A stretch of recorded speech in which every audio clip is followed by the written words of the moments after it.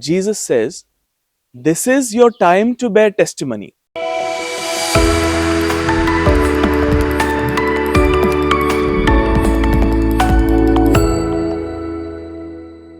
My dear brothers and sisters, in today's gospel, Jesus speaks very clearly about the cost of following him. He says, "They will lay their hands on you and persecute you." This will be a time for you to bear testimony. You will be delivered up, but not a hair of your head will perish.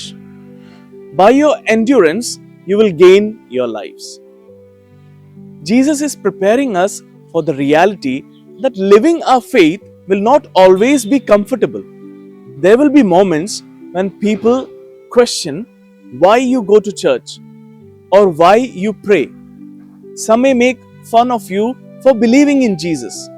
Sometimes your own family may not understand, and your devotion, your choices, or the way you try to live a holy life will be misunderstood. At times, you may feel alone in your faith, standing for what is right when others choose what is easy.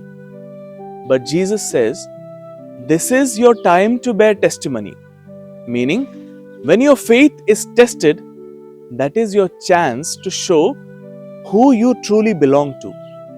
A small act of forgiveness, a quiet prayer, choosing honesty, refusing to speak badly about someone, these become powerful witnesses to Christ.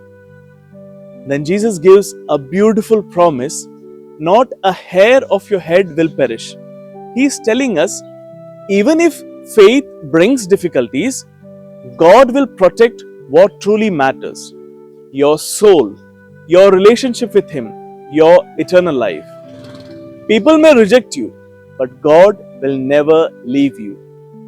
And Jesus concludes with that strong line: "By your endurance, you will gain your lives." Keep praying even when you don't feel like it. Keep coming to Mass even when others don't understand. Keep believing even when your prayers seem delayed. This simple, steady endurance is what brings us close to God. So, my dear friends, if you are facing struggles because of your faith, feeling alone, misunderstood, or discouraged, remember, these moments are precious in God's eyes. Stand firm, hold on to Jesus, because the one who stays faithful will never lose their reward. Amen.